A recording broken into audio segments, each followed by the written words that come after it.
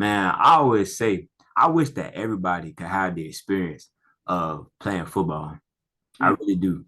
The reason I say that football specifically is because football, as you know, is a very physically grueling sport, right? yeah, And when it comes to your performance on the field, and I mean, really in a lot of athletic, arenas, your performance is predicated on the work that you do, right? yeah, What you put in is what you will get out. You know yeah. what I'm saying? And that's a principle that God has set up in life.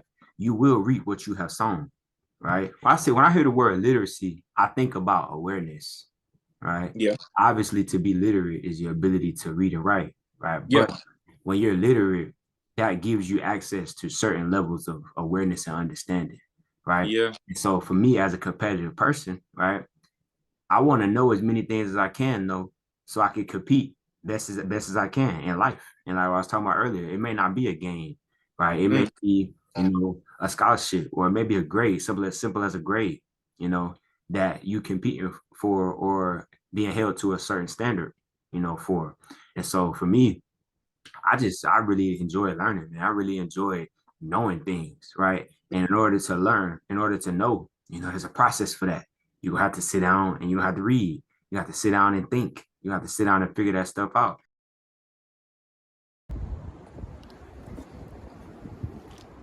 Hello, my name is Jalen Henry, and welcome to another video. Today, I'll be having a conversation with McKinley Wilson. McKinley Wilson is a graduating senior at Florida A&M University in Tallahassee, Florida. We will be talking about our faith and how faith can be used in order to find your identity and actualize your purpose. Please join us, and I hope you enjoy it, and also help you learn something. All right. What's going on, McKinley? What's going on, man? All right. Hello to everyone who's watching. My name is Jalen Henry.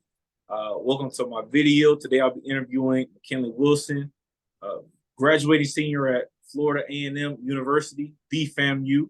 There it Uh, is. There it is. yes, sir. Tallahassee native, just like me. And today we're going to be talking about Black masculinity, relationships, and direction in life. Okay. So uh, first, I just want to thank you for joining me today, having this conversation.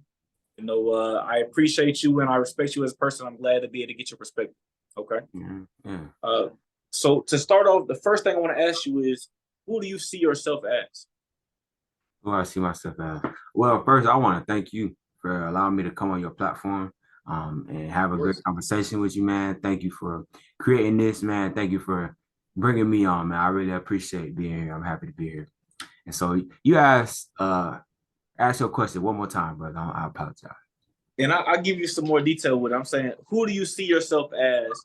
And just to help you with that question, do you feel more defined by, your race, your experiences, your past, your gender? Who are you? Who do you see yourself as? I got you. Well, man, I ain't gonna lie. The way I see myself as, and the way I feel like it's the appropriate way to see myself as, is I'm God's son. Man, when I Mm, walk this earth, man, when I wake up in the morning, I remind myself of that. Like, and I'm serious. I'm God's son, man. mm, And so that's how I conceptualize everything. That's how I see myself. Um, and to answer the question a little more, when it comes to, categorization, you know, I see myself first, like I said, as God's son. But after that, I'm identified as a man, right? mm. And then I identify as Black, right? Okay. And then I identify that even in the context of living in America, right? As a Okay.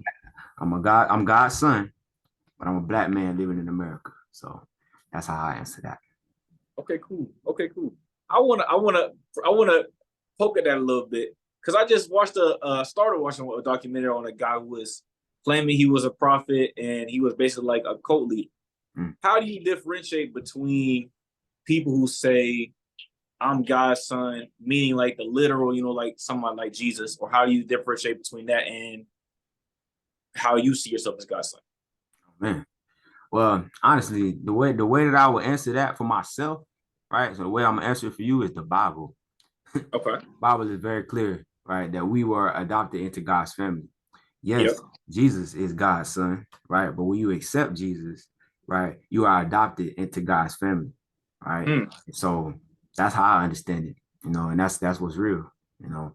I'm God's son. I'm not Jesus, right? I'm not, there's a father, there's a son, the spirit, right? When I say I'm Right. God's son, I'm not at all, claiming equality with Jesus, Okay. Okay. right? But, that's my father and my brother at the same time, if you understand Understood. what I'm saying. So, yeah. Understood. Okay. Cool. I want to ask you a little bit about how did you get to this point in your life when how well you now identify yourself as God's son? How you get this walk in your life where you feel compelled to hold firm to this part of your identity? Right. Well, man, for me, it was at the end of coming up on the end of 2020, man. Mm. I was in college, right? I had like 2 semesters of college under my belt at that point. And man, I was wilding, bro. I ain't gonna lie to you. Like I was really like, What does that mean? What does that mean? man, look here, man. I was out here, bro. I was out here. I Okay. was real, you know what I'm saying? I ain't gonna say I was in the streets, you know what I'm saying? But I was, doing a couple things I ain't had no business doing, right? Okay. Get my dibbling dabbling in that. I was real, man, women crazy, man. All I cared about, was, what I'm saying, getting a chick to come home with me or let me come over there with her. That's all I cared about and making Okay. money, you know? And that led me into a real dark place, man. I was depressed, man. I was very low. I was at a point where I didn't have any identity. I didn't know who I was. I didn't know why I was born, what my purpose for walking the earth was, right? I did not know. And it was just a really low point for me. I wasn't in my mother's house no more. I wasn't playing football no more. And that really was hard for me. My whole life, I identified as an athlete, right? And I mean, you could work out as much as you want, right? If you ain't on nobody team, right? Or if you're not competing, right, in some Yeah. sport, or even know what it means to compete against yourself, right? That part of your identity, it was for me, it was stripped away. And so I reached a real low point, and man, without getting all into it, I made a decision, right, to move to Baltimore, Maryland, right? My mother was living up there at the time. And I just asked, like, hey, yo, can I come up there? Man, like, y'all got space up there for me? Like, I really need to get out of here. Like, it was just a strong feeling in my spirit. Like, you need to get out of here. You need a fresh start. And so I moved to Maryland. I lived there for about a year and a half, 2 years. And bro, man, the simplest way I could tell you is it's pre Baltimore McKinley and it's post Baltimore Respect. McKinley. Yeah, I can And attest to that. Okay. at that point in my life, man, like, and while I was there, I met people, I had experiences, I learned things that really just transformed me and made me into a new person, a new creation. Okay. And the thing that did it, right, was I finally sat down with the word of God and I started reading it for myself. At that point, I mean, I had been raised in the church or whatever. And I had heard about God, I had, people had preached to me, right? But I didn't know God for myself, right? I finally sat down with the Bible and I read it for me, for myself. I Yeah. ain't let nobody tell me what it said. I ain't let nobody tell me about it. I sat down with it myself. Man, Yeah. that changed my life. That changed my life. And I owe it all to God's word, the man you see now. Yeah. Man, I got a couple questions off of that.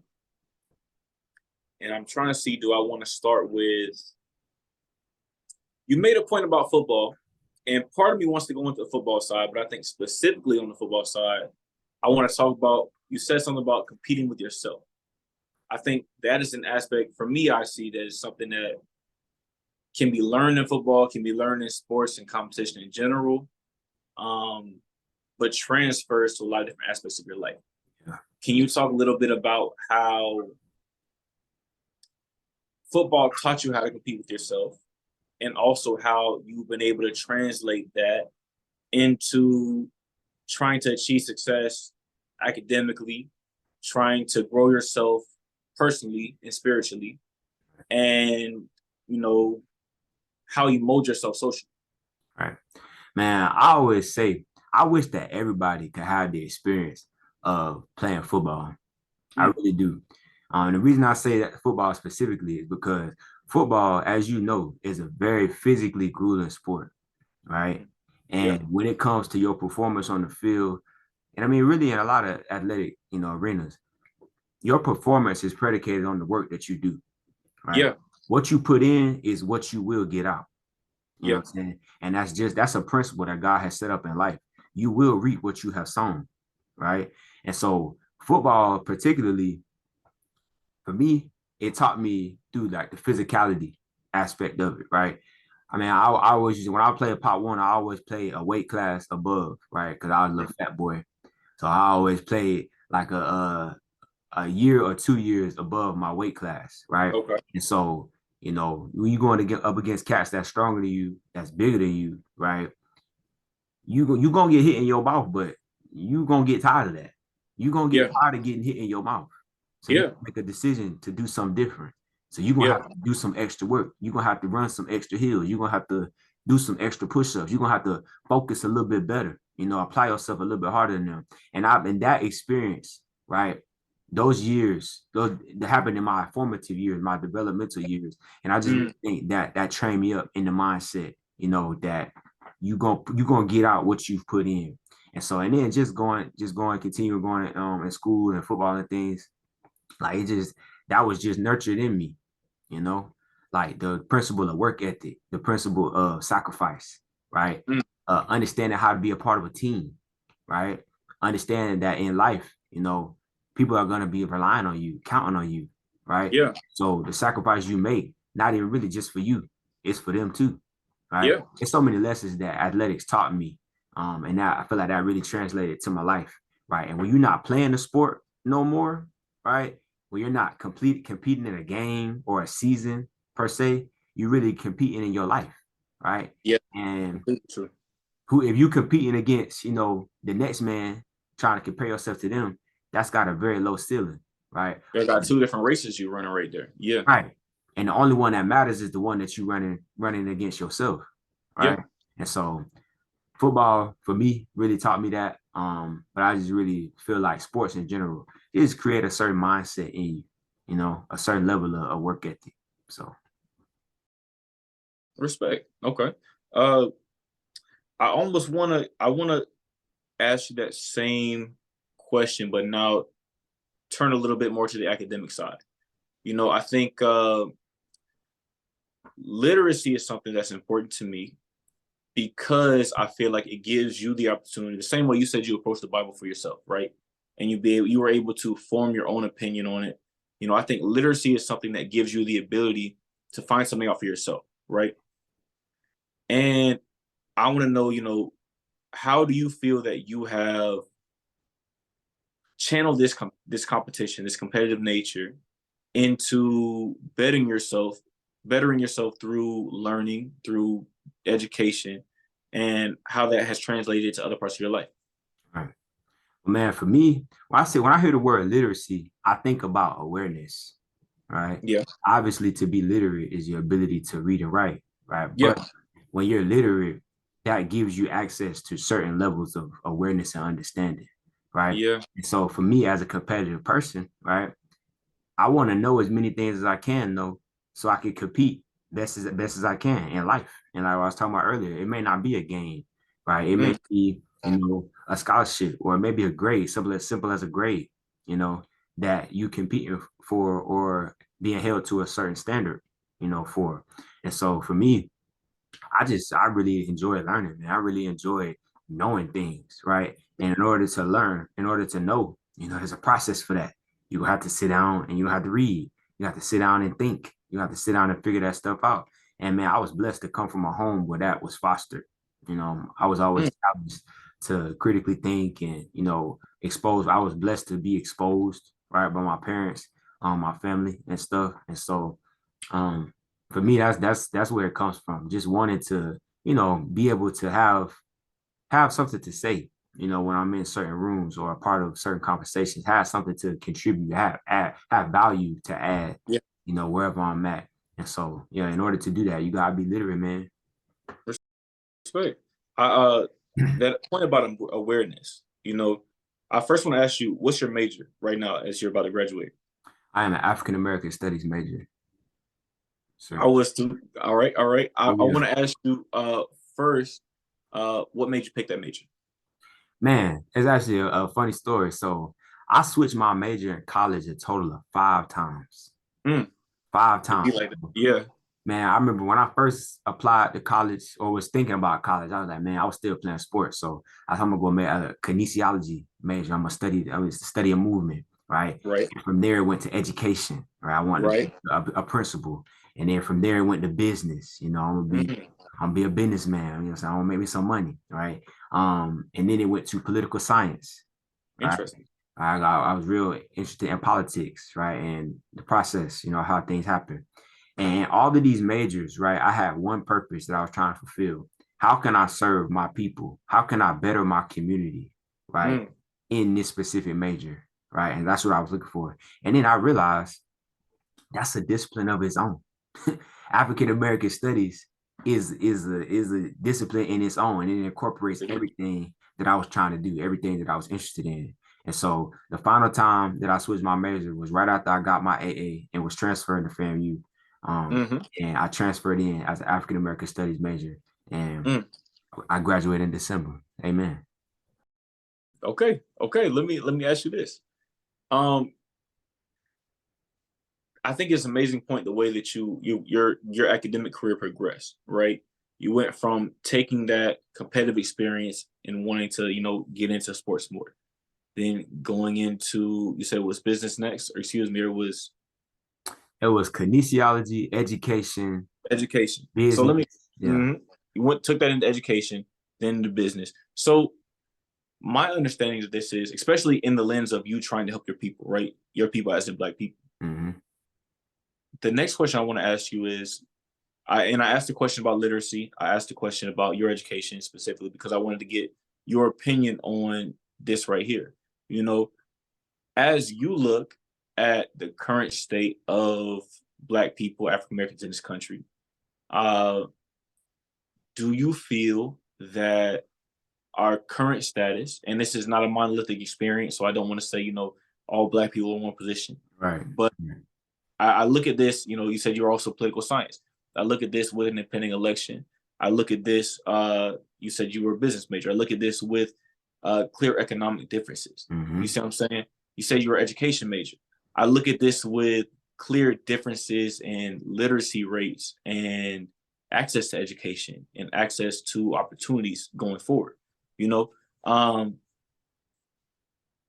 you feel that our current status as a people is attributed, I'll say, rather than making this a more question, how would you balance the way that our current situation is attributed, has been affected by racial oppression, but then also personal accountability? Right. I think on one hand, you have a terrible history of American history that is focused on slavery, focused on segregation, focused on oppression, focused on excluding people from resources. Right. But I think, sometimes when we focus so much on that, it takes away from the personal accountability part. That's like, we still are, accountable for our own, success. And so how do you balance that? How do you see which one is more effective, which one has a bigger impact, and what should get more focus going forward? All right. So the way I answer that is, I'm glad that you acknowledge the fact that the Black experience is not a monolith. Yeah. Right? And so the way different people approach this question, or rather this issue, is going to be different for people's individual lives. Right. But I'll just say for me, like I was saying earlier, it's you against you, ultimately. Right. And so whatever circumstances that you find yourself in as a Black person, right, whatever set of conflict or obstacles you find yourself facing as a Black man or Black woman or Black child, right, how are you going to engage with them? Right. What are you gonna do? We all have the same 24 hours. So how are you gonna wake up and spend yours? Right. What level of awareness, right, are you going to put, what a level of awareness are you going to ascend to, right? I live by this quote, man. Do what you can with what you have Yeah. from where you are. Mm. Do what you can with Mm. what you have from where you are. And for different people, that's gonna look and feel and be a lot different. You cannot say that, and you cannot ignore the reality, right, of 400 plus years of enslavement, right? Yeah. 1 to 200 years of Jim Crow, Yeah. right? To legislation passing that levels the playing field, but does not reflect the reality that we see in society facing systemic racism, right? Yeah. So, like I said, whatever circumstance you find yourself in as a person, period, in life, right? Not just as a Black person, what are you gonna do, right? And so that's the best way that uh I could counsel a person to proceed in that, right? That's what I'm doing. See, I have a specific passion and I feel a calling, right, to engage those issues, engage the systemic oppression, right, the marginalization that our people face, right? Mm. Not everybody, is called to do that. How Yeah. are you going to be a light in whatever area of society that you find yourself in, right? Yeah. How are you going to serve your family? First of all, how are you going to serve yourself, right? And then how are you going to serve your family? How are you Yeah. going to serve and better your community, right? Mm. Doing all you can with what you have from where you are, right? And I think that's the best way for anyone to engage their life. Yeah. That's an amazing answer. And I really appreciate that emphasis on, we talk about the Black community not being monolith, but then I think people often try to give blanket answers, blanket solutions to problems that are much more complex than, Yeah, that ain't gonna get us nowhere, man.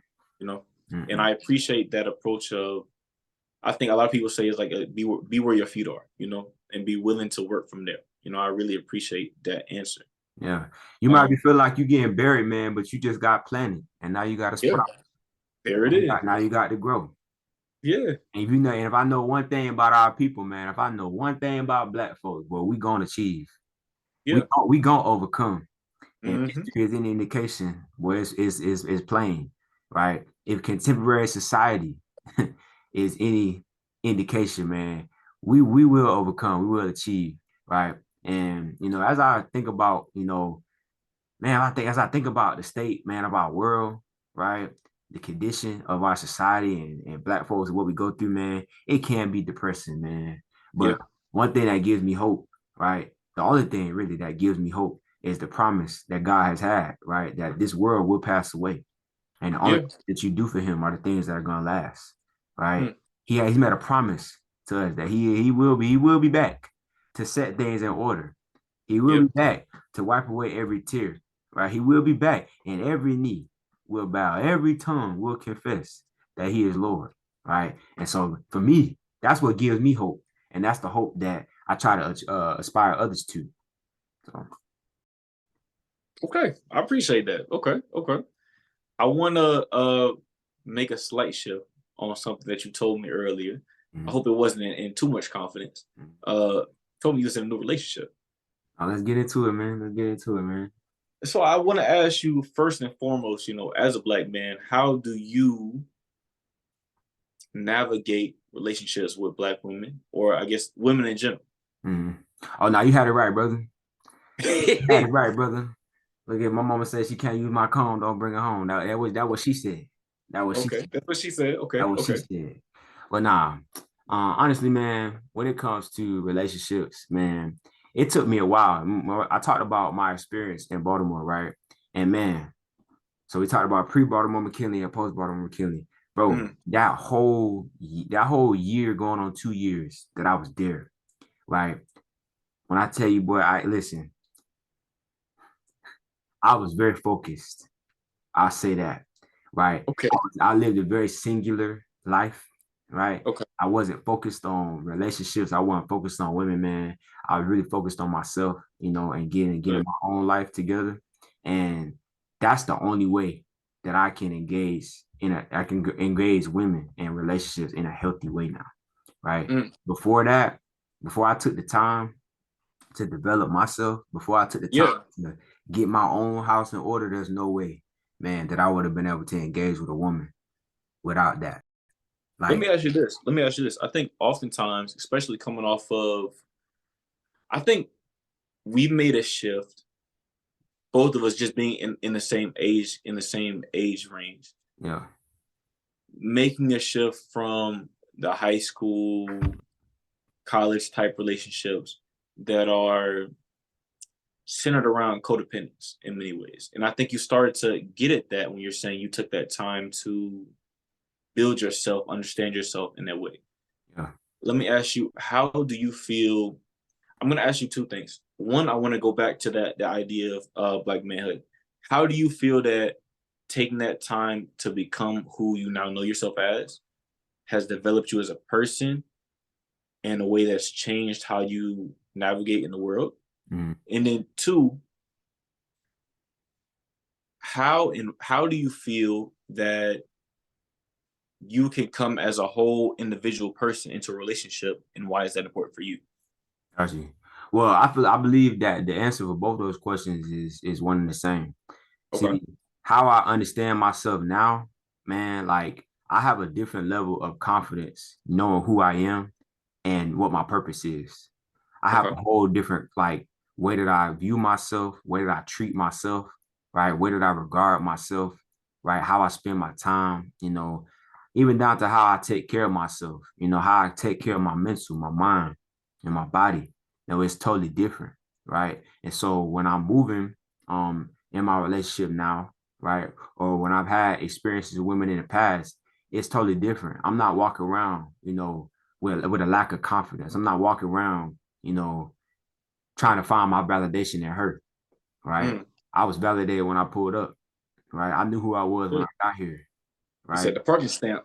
I'm Yeah, sorry. like for sure. Yeah, yeah. Yeah. And I'm gonna stand on it. You know what I'm Mm. saying? I'm gonna stand on it. It's a different experience, when you know who you are. It's a different experience when, you know why you're there in the first place, right? Mm. A whole different experience. And that's totally transformed the way that I view myself first and foremost. And then now the way I'm able to engage with women. And Yeah. so, yeah, man. And let me ask you this, for the sake of somebody who might be trying to understand their purpose, for one, which is I think something that people are constantly doing. I think that's perfectly fine. Trying to achieve their purpose, understand their purpose, and actualize the purpose. Trying to understand themselves. Um, what are some steps that you feel will help you get there? I think that you made a great point in when you said do what you are from where you are with what you have. Like I think that's the first step, Yeah, because when you're doing what you can, you know, you get to see your limitations, you yep, get to see what you need, yep, you get to see what you want to do, you yep. know. But on top of that, like what can you think of that helped you in that process to be able to define for yourself who you are and who you want to be? Right. Well, it's a lot of things, but I'm gonna just break it down into three things, right? Okay. The first thing is you got to understand what a growth mindset is. Okay. A growth mindset is just it talks about, okay, how can I grow? How can I get better? Right? As opposed to having a fixed mindset of saying, dang, this sucks, or this is never gonna change, or this is just who I am, right? Or Yeah. this is where I'm at. You gotta break out of that. You gotta get into a growth mindset. You gotta start shift your mindset and saying, okay, what can I do? Okay, what Mm. is good about me? Right? Okay, who do I have around me that loves me? Okay, what Mm. resources do I have? And hone in, focus on those things, nurture those things. And number two, for me, it really helped me to figure out what my priorities are, right? And when Mm. I say my priorities, what actually matters and what doesn't matter in my life. You know what I'm saying? Like Mm. what matters? You know what I'm saying? When I wake up in the morning, what do I have to give my time to? What do I Mm. have to give my energy to? I Right? want you to slow down and break that one down too, because that's important. Because that's a needs and wants thing. Right. That's a very important understanding that you can build. Got you. I see. We got 10 minutes. Okay, I got you. Hey, come on, come on. What's a what is a way that you can encourage people or instruct people? And I'm not gonna forget that we got that last point too. But what is a way that you can instruct people to differentiate between their needs and their wants? Right. Man, dang. I can't tell you no different than what I did or what worked for me. Right. Yeah. And see, that's good because figuring that out kind of goes into my last point, right? You gotta get up and go. You gotta live, right? Yeah. You gotta try things. You gotta have experiences. You gotta engage with people and not people that think like you, not people that's just gonna affirm you. Don't surround yourself by a bunch of yes men or a bunch of yes people, right? Challenge yourself to get out and live your life, serve people, find opportunities to engage with people and learn, right? And you'll quickly figure out what matters, what doesn't matter, what makes you happy, what does not attribute to your happiness, right? What's fulfilling and what's not fulfilling. Like you'll quickly determine that, right? And so we talk about differentiating between needs and wants, priorities, figuring out what they are. That's what you gotta do, man. You gotta figure out what actually matters, bro. When I wake up in the morning, these minutes, these hours that I'm about to spend, what's the best way to spend them? You know what I'm saying? Well, how can I get the biggest bang for my buck? And so and then so you gotta do that. And then the way you do that, and the last thing that's important is you gotta get up and live, man. You gotta go, right? When you begin to take steps, that's when the blessings come, right? When you begin to get up and go, you'll just realize, okay, doors are opening. Okay, people are things are attracting to me that need to be there, that push me forward, right? But that's not gonna happen while you're stagnant. Yeah. Yeah. I think that's, you get up and go. Don't be afraid to grow. Yeah. Have that growth mindset. Yeah. And then also differentiate between your needs and your wants. Yep. That's a great formula to be able to figure out who you are, figure out who you would like to be, figure out what your purpose will be. Man, you gotta punch that fear in the mouth, bro. Like Nike got it right when they say just do it, man. Just do it. Yeah. Just do it. You gonna fail. So just go ahead and get the feeling. Like just do it, bro. Just start. The last question that I want to ask you about, the last line of question at least, is about HBCUs. So I don't know how many people know, but I did my thesis, my senior thesis, one of them at least, on HBCU homecomings and how they produce or contribute to Black culture, right? Oh, man. And I gotta read that, brother. It's long. Hey, we talk about literacy. Come on, let me get that. I'm gonna send it to you. But you know what? One of the things that I came across when doing that research was the question of, how are HBCUs beneficial today, and what purpose do they serve? And I spent some time at FAMU. I also spent some time, growing up around FAMU, just being in Tallahassee, as you did. And so, I think it's an important question, not necessarily to judge or to try to tear down, but I think it's an important question because I think it helps us to understand what the mission is, what the goals are. So how do you feel about that? You asking me what do I feel like the goals of HBCUs are, encompassing everything, the Tallahassee and the Black experience? Yeah, just what do you think the purpose of the HBCU is? Because you got to think, HBCUs were created. FAMU was created, I believe it was in that's your school. What year was it created? 1887. Oh no, October 3rd. Yeah, 1887. What? I did some research when I was at FAMU. They said it was created as they called it a normal school for colored students. Yeah. I think Florida State was already around.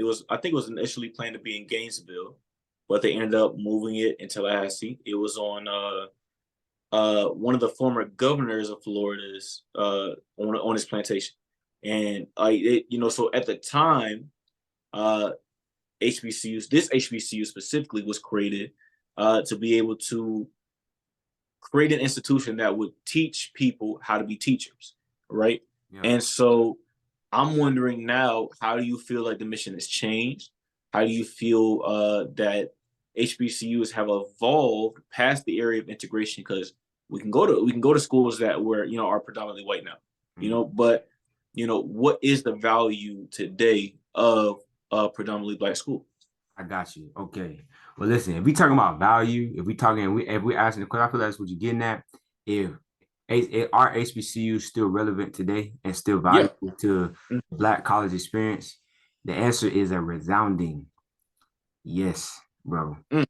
And I'm gonna tell you a couple of reasons why. Number one, statistics show and lived experiences show that you perform better in college when you are in an environment where you feel included, where you feel wanted, where you feel seen, right? When you're studying things that you feel are relevant to you, right? And your experience as a person, right? And if you're Black and you go to a historically Black college or university, man, that's what it is, right?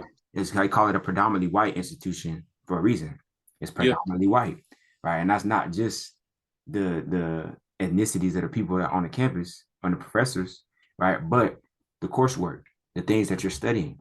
When you go to an HBCU, man, you get engulfed, you're immersed in the Black experience, right? And it's a protective space for Black students, man. It's a place where you can go and you can see people who are like you, right? People that dress like you, people that talk like you, right? Using slang, right? But writing 10-page papers, right? You can talk, you be taught by a professor, right? That's gonna put some hot sauce on their pork chop or on their chicken or on their fish, right? Just as educated, right? Just as well read as any other person, right? In your culture. Where else in the world, what other industry in the world are you going to find that? And you find that on the HBCU campus. And then another reason is college rates, right? College debt, right? The numbers show this. College debt is steadily increasing, right? The rates that the cost that it is to go to college, you know, it's expensive, right? The fees for going to a HBCU are much lower than that of a predominantly white institution, right? Anytime something is bad for America, it's the worst for Black folks. So you talk about paying for school, talk about taking out a student loan, you're gonna get, first of all, you're gonna be paying a lower tuition rate, and you're gonna be getting the better bang for your buck as a Black person by going to an HBCU, right? Am I saying that HBCUs are perfect, right? That you won't face challenges that any other college student faces, that you won't face specific challenges that come with going to an HBCU? No, you surely will. I'm gonna say you surely will, right? But the holistic college experience as a Black person is gonna be, I feel, much better, right? Going to a HBCU. I'm gonna say this and be done. I feel like, and I stand firmly on the belief that every Black person that is going to go to college should go to an HBCU. That's a hot take. Right. That's a hot take. I want you to back it up. I want you to back it up. Okay, let me ask you this. And I want to bring this as a mainly as my point. It's a gentle reminder. Glance at that top. Yeah, how much time we got? 1 minute and 21 seconds. Well, we're gonna have to do this again. That's what it sounds like to me. Hey man, that's what it sounds like to me, man. Hey, we just getting into it for real. So I'm having a good time, but I don't mind coming back. I love to. Okay, cool. All right, man. I appreciate you for being on. You know, once again, this is McKinley Wilson. My name is Jalen Henry. Thank you all for joining. Hope you enjoyed it. Hope you laughed. Maybe you wanted to cry, but overall, hope you learned something. Thank you.